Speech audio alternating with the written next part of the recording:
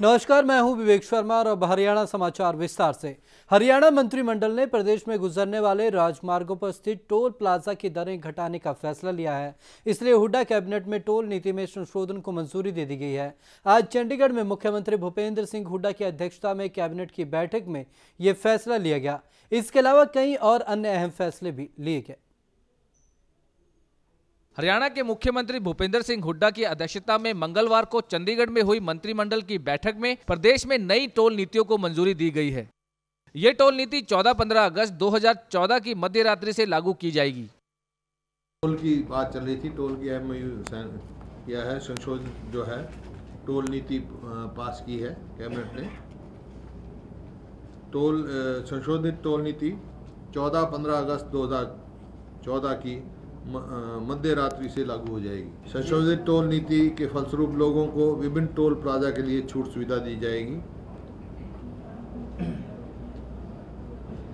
राज्य सरकार लोकल पास पर 75% छूट देगी। वो पहले दे चुके, तो वो तो आपके पास आ चुके, सिर्फ ये तो अमेंडमेंट एक ही की है हमने। मासिक पास प्राप्त करने के इच्छुक लोगों को संबंधित उपमंडल मजिस्ट्रेट को आवेदन करना होगा। मंत्रिमंडल ने पंजाब एवं हरियाणा उच्च न्यायालय के न्यायमूर्ति सेवानिवृत्त श्री इकबाल सिंह को गुरुद्वारा न्यायिक आयोग का आयुक्त भी नियुक्त करने का फैसला लिया है। गुरुद्वारा जुडिशियल कमीशन के लिए जस्टिस इकबाल सिंह पंजाब एवं हरियाणा हाई कोर्ट के वो कैबिनेट जो रिटायर्ड हैं तो कैबिनेट ने मंजूरी दी है और अन्य सदस्यों को नामित करने के लिए ऑथराइज किया है। कमीशन है ना, प्रोवाइडेड है ना एक्ट में, जुडिशियल कमीशन सेक्शन 13। मुख्यमंत्री भूपेंद्र सिंह हुड्डा ने कहा है कि कांग्रेस एक मजबूत पार्टी है और किसी भी नेता के पार्टी छोड़ने से कांग्रेस को असर नहीं पड़ेगा। विधानसभा चुनाव सर पर हैं, जिसके मद्देनजर प्रदेश सरकार ने घोषणाओं का पिटारा खोल दिया है। आज हुई कैबिनेट की बैठक में मुख्यमंत्री ने जहां एक और टोल प्लाजा के दरों में कमी की घोषणा की है, वहीं दूसरी ओर इंडस्ट्रियल वर्कर के मिनिमम वेजेस को बढ़ाने की भी मंजूरी दी गई है। बहरहाल देखना होगा कि आने वाले विधानसभा चुनावों में प्रदेश सरकार को इसका कितना फायदा पहुंचता है। चंडीगढ़ से कैमरामैन अमनदीप के साथ Manoj Rathi, Day Night News. Chaudhary Virender ने हुड्डा को अपने हलके से चुनाव लड़ने की चुनौती दी है। बकौल वीरेंद्र, अगर वो इतने बड़े नेता हैं तो उनके हलके से चुनाव लड़कर दिखाएं।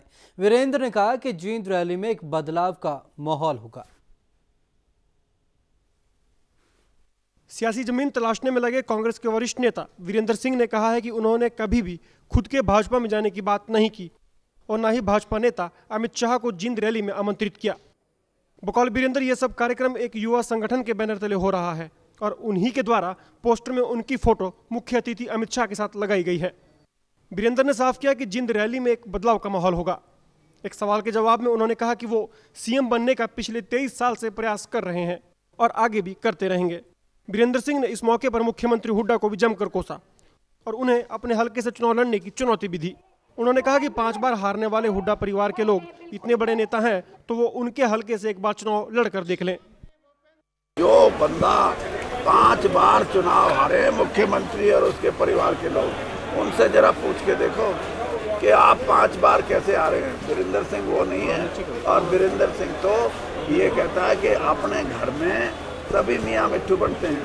इतना बड़ा नेता तो मेरे यहाँ आके लड़ ले। अभी तो आपको यही नहीं पता कि आप जो कह रहे हैं वो ठीक है या नहीं। मैं किसने कह दिया मैं बीजेपी में शामिल हो रहा हूँ? ये कहिए कि अफवाह है। आपके पोस्टर्स लगे हैं? मेरे पोस्टर नहीं है। वो पोस्टर युवा शक्ति बदलाव की और एक सामाजिक संगठन है, उन्होंने लगाए हैं। 21 साल नहीं 23 साल से। तो क्या अगर आप किसी और पार्टी में जाते हैं तो वहाँ पर भी इच्छा ये बरकरार रहेगी? और क्या मैं वैसे कोई घास खोदने जाऊंगा? वीरेंद्र सिंह ने हज का भाजपा को मिलकर चुनाव लड़ने की सलाह देते हुए कहा कि अगर ये दोनों मिलकर चुनाव लड़ें तो अच्छे परिणाम ला सकते हैं। उन्होंने कहा कि 48 साल में पहली बार भाजपा के हाथ हरियाणा में सत्ता पर काबिज होने का मौका आया है, जिसे गंवाना नहीं चाहिए। उन्होंने कुलदीप बिश्नोई को वास्तविकता समझने की सलाह भी दी। मैं देखिए, वैसे तो मेरा कोई ताल्लुक नहीं उनके अलायंस से, क्योंकि मैं ना उनकी पार्टी में हूँ और मैं लेकिन एक राजनीतिक अनुभव के आधार पे ये कह सकता हूँ कि बीजेपी और कुलदीप बिश्नोई का अलायंस अगर चले तो दोनों के हित में, अगर नहीं चलेगा तो कुलदीप जी को ज़्यादा बड़ा नुकसान होएगा और नुकसान कुछ हद तक जीत छोड़नी चाहिए कुलदीप बिश्नोई को अपनी जो अड़े हुए हैं। बिल्कुल बिल्कुल, वास्तविकता की बात करें तो ये मामला सेटल हो सकता है। बीरेंद्र हर रोज भाजपा और मोदी की शान में कसीदे पढ़ रहे हैं। ऐसे में ये कहना कि बीरेंद्र भाजपा में शामिल नहीं होंगे बेमानी होगा। लेकिन अब जनता ये जानने के लिए बेचैन है कि वो कौन से चेहरे हैं जो बीरेंद्र के साथ भाजपा का भगवा जींद में धारण करेंगे। करनाल से कमल मिड्डा के साथ रूपक Sharma, day and night news. Rajya Sabha सांसद चौधरी वीरेंद्र सिंह द्वारा उचाना कला विधानसभा क्षेत्र से चुनाव लड़ने को लेकर सीएम हुड्डा ने बयान दिया है। सीएम हुड्डा ने कहा है कि पहले वीरेंद्र चौधरी खुद के चुनाव लड़ने की जगह को पक्का करें, उसके बाद वह खुद के लड़ने की जगह को तय करेंगे। वो अपना चुनाव देख लें, दूसरे की क्यों चिंता करते हैं। उनकी पोस्टें ये तो ईडीसी के पहले अपना तो फैसला कर लें। वो अभी विचार कर रहा हूँ, कई जगह से है ऑफर, में भी चर्चा है, कई जगह से आई है ऑफर में, देखूंगा जो जहाँ से पार्टी कहेगी वहीं से लड़ना। आया राम गया राम की स्थिति इस वक्त प्रदेश की सभी पार्टियों की बनी हुई है। प्रदेश में दूसरे सबसे बड़े राजनीतिक दल आईएनएलडी में भी हालात कुछ अच्छे नहीं बने हुए हैं। हालांकि पार्टी आला नेताओं का मानना है कि all is well. Krishan Pawar, Balbir Saini, Satbir Kadyan, Angrez Lali, ये वो कुछ इनेलो नेताओं के नाम हैं जो टिकट वितरण से नाराज होकर पार्टी के खिलाफ बिगुल फूंक चुके हैं। पार्टी के उम्मीदवारों की पहली लिस्ट जारी होने के बाद से ही पार्टी के अंदर कई नेता असंतोष जाहिर कर चुके हैं। हालांकि पहले कुछ उम्मीद थी कि लिस्ट में बदलाव हो सकता है, लेकिन शीर्ष नेतृत्व ने साफ कर दिया है कि बदलाव होना असंभव है। पार्टी के सांसद दुष्यंत चौटाला के मुताबिक पार्टी से अलग वो ही हो रहे हैं जो स्वार्थ की राजनीति करते हैं और इससे पार्टी को कोई नुकसान नहीं पहुंचेगा। कुछ चुनिंदा लोग इस बात की नाराज़गी से संगठन को छोड़कर गए हैं कि उनको खुद को टिकट नहीं मिली। इंडियन नेशनल लोकदल ने ऐसा कोई व्यक्ति नहीं है जिसके मान सम्मान में कोई कमी आने दी हो। हमने हमेशा सवाया कर हमारे हर एक कार्यकर्ता को लौटाने का काम किया है और मैं तो यही मानता हूं कि अगर कोई अपने पर्सनल रीज़न, अपने पर्सनल स्वार्थ के लिए संगठन छोड़कर जाते, संगठन इससे कमज़ोर नहीं होता, संगठन और मजबूत होता है। जहां एक और कांग्रेस ने ताबड़तोड़ रैलियां कर चुनावी माहौल को गरमा रखा है, तो वहीं बीजेपी भी जल्द रैली कर चुनावी बिगुल फूंकने की तैयारी कर रही है। ऐसे में इनेलो भी खुद को पीछे नहीं छोड़ना चाहती। पार्टी के संस्थापक चौधरी देवीलाल की पुण्यतिथि पर एक बड़ी रैली की तैयारी में इनेलो जुटी हुई है। 25 सितंबर को चौधरी देवीलाल जी के 101 जन्म दिवस पर हम करेंगे और उससे पहले अगर पार्टी द्वारा कोई और रैली निर्धारित की जाती है तो आपको हम बता देंगे। इनेलो ने अपनी पहली लिस्ट में 62 उम्मीदवारों के नाम घोषित किए थे। पार्टी अब जल्द ही अपनी दूसरी लिस्ट जारी करके चुनावी संग्राम में और तड़का लगा देगी, लेकिन उससे पहले पार्टी के सामने चुनौती अपने नाराज नेताओं को मनाने की होगी। दिल्ली से कैमरामैन फिरोज खान और राहुल शर्मा के साथ रूपक Sharma, day and night news. BJP के राष्ट्रीय प्रवक्ता कैप्टन अभिमन्यु कांग्रेस पर जमकर बरसे हैं। चंडीगढ़ में आयोजित प्रेस कॉन्फ्रेंस के दौरान उन्होंने पिछले 10 सालों में कांग्रेस के राज में हुए घोटालों पर निशाना साधा। अभिमन्यु ने कहा कि हरियाणा प्रदेश जमीन घोटालों का प्रदेश बन गया है। Says, land acquire, CLU, industrial plot scam, industrial land allotment scam इस सरकार के तमाम बड़े घोटाले हैं। उन्होंने कहा कि बीजेपी की सरकार आने पर इन सभी मामलों की जांच के लिए कानूनी प्रावधान किया जाएगा। उन्होंने कांग्रेस पर गंभीर आरोप जड़ते हुए कहा कि कांग्रेस टिकट बंटवारे के नाम पर पैसों की उगाही कर रही है।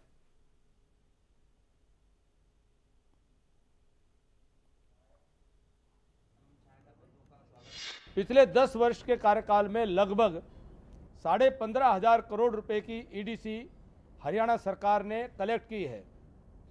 लगभग 10,000 करोड़ रुपए की EDC आज भी बिल्डर जिनको लाइसेंस दिए गए हैं, जिनकी कॉलोनी बन गई हैं, वह हरियाणा की सरकार के खजाने में जमा हो जाने चाहिए थे, लेकिन सरकार ने अभी तक उनसे वसूली नहीं की है। सरकार ने 5,000 करोड़ रुपए एडमिनिस्ट्रेटिव चार्जेस के खाते में डाले हैं और 5,000 करोड़ रुपए लैंड कॉस्ट के नाम पर डाले हैं, जो दोनों EDC के प्रोविजंस में ये खर्च नहीं किए जा सकते। ये पूरी तरह से गैर कानूनी है, अवैध है और हरियाणा की सरकार कोई चिंता नहीं कर रही, कानून की कोई परवाह नहीं कर रही, माननीय न्यायालय को पूरी जानकारी नहीं दे रही। वहीं कैप्टन अभिमन्यु से हमारे संवाददाता मनोज राठी ने इस मौके पर खास बातचीत की।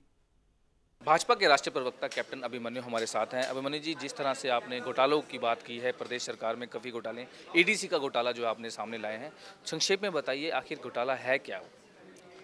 देखिए, हरियाणा प्रदेश में कानून है कि जो भी सरकार किसी भी ज़मीन पर किसी कॉलोनी बनाने का लाइसेंस देती है तो प्रति वर्ग गज एक एक्सटर्नल डेवलपमेंट चार्जेस ईडीसी जिसको हम कहते हैं, वह प्लॉट धारक से वसूल करके बिल्डर कॉलोनाइज़र सरकार के खाते में जमा कराते हैं, जिसकी एवज में सरकार उस कॉलोनी में सीवर कनेक्शन पहुंचाती है और रोड कनेक्शन पहुंचाती है, वाटर कनेक्शन पहुंचाती है, इलेक्ट्रिसिटी कनेक्शन पहुंचाती है, कम्युनिटी सर्विसेज, पार्क्स और दूसरी फैसिलिटीज़ को सरकार डेवलप करके देती है और मेंटेन करती है।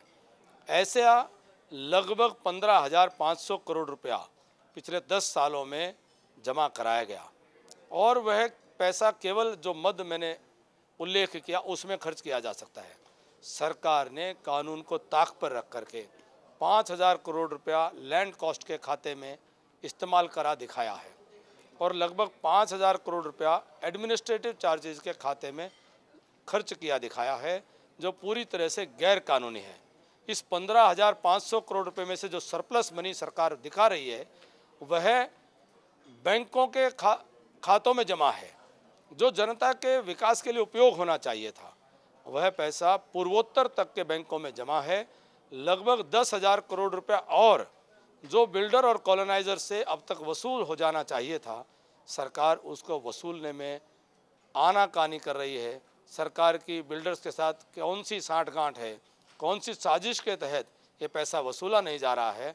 लगभग 25,000 करोड़ रुपए का यह घोटाला हरियाणा प्रदेश में ईडीसी के नाम से हुआ है। कैप्टन साहब, अगर हम बात करें गठबंधन की, विधानसभा चुनाव सर पर हैं और अभी तक असमंजस की स्थिति बनी हुई है, कई बयानबाजी भी आ रही है, जिस तरह से कुलदीप बिश्नोई बयान कर रहे हैं पत्र लिखकर, तो आप क्या कहेंगे, क्या आगे की क्या रणनीति है, गठबंधन रहेगा या नहीं रहेगा? देखिए, इसको मैं कमेंट कर चुका हूँ, अलग से मत करो। एक नहीं, फिर भी आप एक बार बताइए कि भाजपा 90 सीटों पर ये बात करेगी। मैंने कर दिया, 90 सीटों पर कर दिया। भाजपा का गठबंधन पर थोड़ा सा मैंने कर दिया, आपको बता दो। तो ये थे हमारे साथ कैप्टन अभिमन्यु, जिनका साफ तौर पे कहना है कि आने वाले विधानसभा चुनावों में भाजपा की पूरी तैयारी है और कांग्रेस सरकार जिस तरह से घोटालों की सरकार इनका आरोप है, तो उसका बिल्कुल जाँच करवाई जाएगी और जल्द ही जो है हाई कोर्ट से जिस तरह से इनकी कहना है इसकी जाँच कराई जाएगी। चंडीगढ़ से कैमरामैन अमनदीप के साथ Manoj Rathi, Day Night news. Bhiwani में आज कैबिनेट मंत्री किरण चौधरी ने प्रेस वार्ता की। प्रेस वार्ता में किरण चौधरी ने कहा कि भिवानी के इतिहास में इतना काम किसी पार्टी ने नहीं करवाया जितना उनकी कांग्रेस पार्टी ने करवाया है। किरण का कहना है कि अगर भिवानी के सांसद 1,000 करोड़ रुपए ले भी आए तो भिवानी पेरिस बन जाएगी। कैबिनेट मंत्री किरण चौधरी मंगलवार को भिवानी पहुंची। उन्होंने कहा कि पहले भिवानी में त्राही थी, लेकिन कांग्रेस की सरकार बनने पर उन्होंने सीवर और पानी का काम पूरा करवा दिया है। किरण ने कहा कि अगर भिवानी के सांसद 1,000 करोड़ रुपए ले आए तो भिवानी पेरिस बन जाएगी।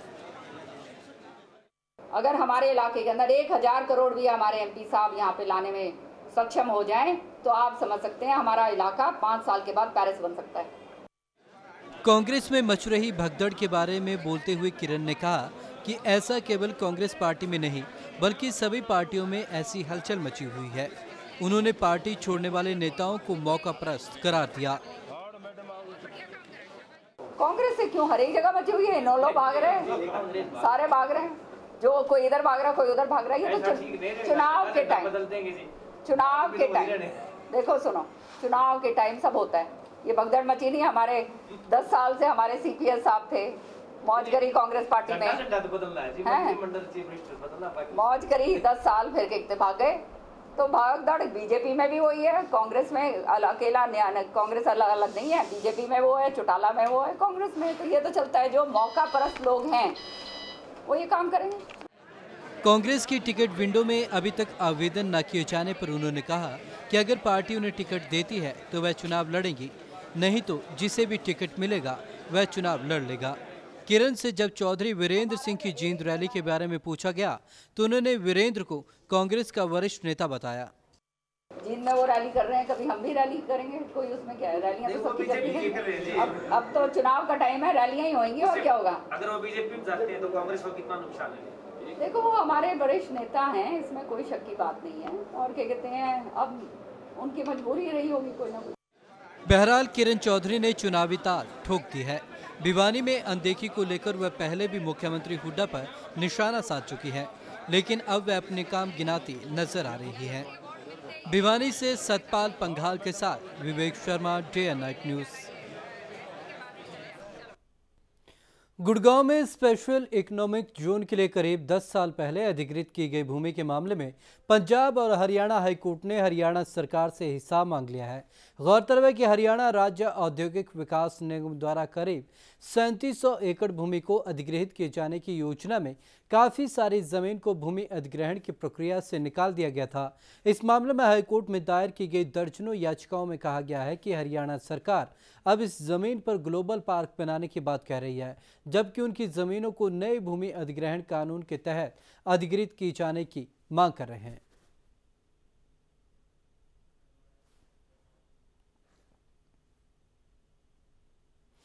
हरियाणा सिविल सेवा की लिखित परीक्षा मामले में सुनवाई टल गई है। अब अगली सुनवाई 21 अगस्त को होगी। गौरतलब है कि पिछली सुनवाई में हरियाणा सरकार और HPSC को इस मामले में जवाब दाखिल करने को कहा गया था कि वह परीक्षा अंग्रेजी में लेते हैं या दोनों भाषाओं में यह परीक्षा ली जाती है। पूरा मामला तब गरमाया था जब विज्ञापन में समय दोनों भाषाओं का विकल्प दिया गया था, मगर 3 अगस्त को 54 पदों के लिए SCS की जो परीक्षा हुई थी उसमें परीक्षार्थियों को केवल अंग्रेजी विषय में ही प्रश्न पत्र दिया गया था।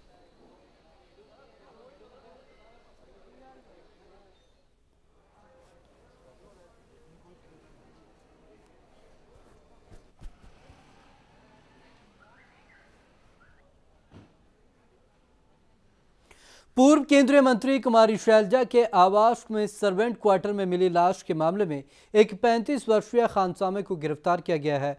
पुलिस अधिकारी ने मामले की जानकारी देते हुए बताया कि खानसामा अनिल यादव ने सोमवार को कुमारी शैलजा के नौकरानी मंजू के पति संजय को पीट कर मार डाला था। जानकारी के मुताबिक आरोपी अनिल बिहार का रहने वाला है और उसके मंजू के साथ संबंधों के चलते ये घटना घटी। मंजू पूरे मामले में शामिल है या नहीं, इस बात का खुलासा फिलहाल नहीं हो पाया है। पुलिस ने यादव के चेहरे पर चोट के निशान के बाद उसे हिरासत में ले लिया था। घटना के समय आरोपी ने जो कपड़े पहन रखे थे वह भी बरामद कर लिए गए हैं। मालूम हो कि सोमवार को पूर्व केंद्रीय मंत्री कुमारी शैलजा के आवास पर उनकी नौकरानी के पति का शव संदिग्ध परिस्थितियों में बरामद हुआ था। जिस तरह से सीक्वेंस ऑफ इवेंट्स आ रही है कि ये जो डिसीज्ड है ये डर के मारे ऊपर छत पे चढ़ गया था, इसके पीछे पीछे अनिल भी गया, फिर इनकी लड़ाई छत पे भी हुई है और अनिल ने छत पे से उसको गिरा दिया। और लड़ाई का कारण जो अभी तक सामने आ रहा है, आपस में आर्गुमेंट के ऊपर लड़ाई हुई थी कि आर्गुमेंट ये था कि संजय जो डिसीज था वो संदेह करता था कि उसकी जो वाइफ है संजय की और जो अनिल है इसके मधुर संबंध है। हिसार में कैमरी रोड पर 1 रेलवे फाटक के पास हर दिन घंटों ट्रैफिक जाम लगता है। इस ट्रैफिक जाम से जहां एक और क्षेत्रवासियों और राहगीरों को भारी परेशानी का सामना करना पड़ रहा है, वहीं दूसरी ओर स्कूल जाने वाले बच्चों को भी इसका खामियाजा भुगतना पड़ता है और वे देरी से स्कूल पहुंचते हैं। अब लोगों ने सड़क पर फ्लाईओवर ब्रिज बनाने की मांग की है। ये नज़ारा जो आप देख रहे हैं वो हिसार के कैमरी रोड का है। एक तो तंग सड़क और ऊपर से रेलवे फाटक के चलते घंटों तक लगने वाला जाम। आलम यह है कि 1 घंटे में 2 ट्रेन आने से जहां पहला जाम खुलता नहीं, उससे पहले ही दूसरी ट्रेन आने के कारण फाटक फिर बंद हो जाता है। ये फाटक दिन में कम से कम 5 बार बंद होता है और हर बार आधे से पौने घंटे तक ट्रैफिक जाम रहता है, जिससे राहगीर समय पर अपने स्थान पर नहीं पहुंच पाते। यही नहीं, जाम के कारण उड़ने वाली मिट्टी और वाहनों के धुएं से उन्हें सांस लेने तक में कठिनाई झेलनी पड़ती है। जाम लगने की सबसे बड़ी समस्या ये है कि एक तो लोगों को परेशानी होती है और हमारा काम धंधा ठप हो जाता है। और इस समस्या से निपटने के लिए एक ही समाधान होना चाहिए, या तो पुल बनना चाहिए यहाँ पर या फिर रोड चौड़ा होना चाहिए, क्योंकि आमजन को तो प्रॉब्लम है ही है इससे, और बच्चे जो स्कूल से लेट होते हैं वो अलग है। इस रोड पर छोटे बड़े 7 से 8 स्कूल हैं और इन स्कूलों के छात्रों को हर रोज इसी फाटक से होकर आना जाना पड़ता है। यहाँ सबसे ज्यादा जाम 12 और 1 बजे लगता है और वही समय स्कूलों की छुट्टी का भी होता है। छात्रों का कहना है कि यहाँ लगने वाले जाम से वे अक्सर स्कूल देरी से पहुँचते हैं, जिस कारण उन्हें स्कूल में डांट खानी पड़ती है। हम ये चाहते हैं, कई बार यहाँ ट्रैफिक जाम लगने से हम स्कूल में लेट हो जाते हैं और सर डांटते हैं। हम चाहते हैं कि यहाँ जाम ना लगे और यहाँ पे पुल बनवाया जाए ताकि स्कूल में जैसे इससे जाम लगने से हमारा स्कूल का टाइम टेबल बिगड़ जाता है और आने जाने में दिक्कत भी होती है। लोगों का कहना है कि इस फाटक पर या तो ओवरब्रिज बनाया जाए या फिर अंदर पार रास्ता, ताकि जाम से होने वाली परेशानियों से निजात मिल सके। हिसार से राज कटारिया के साथ Preeti Goyal, day and night news, Chandigarh. Haryana समाचार में अब तक के लिए बस इतना ही। मुझे दीजिए इजाजत। नमस्कार। खबरां दी दुनिया विच आओ, साडे नाल कदे भी किते भी जुड़ो। आपां मिलांगे फेसबुक ते, असीं दिखांगे यूट्यूब ते, सानू फॉलो करो ट्विटर ते। खबरां नाल जुड़े रहो दिन रात।